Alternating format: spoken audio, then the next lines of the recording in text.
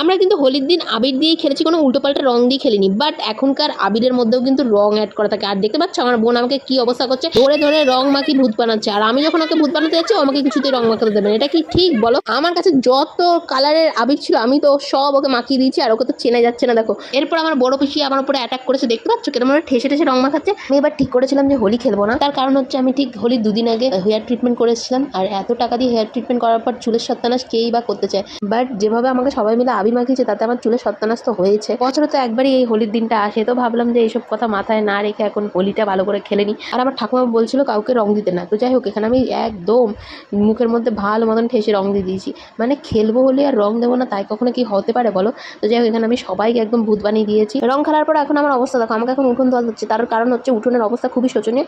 আমি উঠোন ধোতে ধোতে আমার বোন আমার হাত থেকে পাইপটা নিয়ে আমাকেই পুরো ভিজিয়ে স্নান করে দিল। তা আমি বললাম তুই বাদ যাবি কেন, তোকেও ভিজিয়ে দিই। ব্যাস, যেমনি ভাবনা তেমনি কাজ।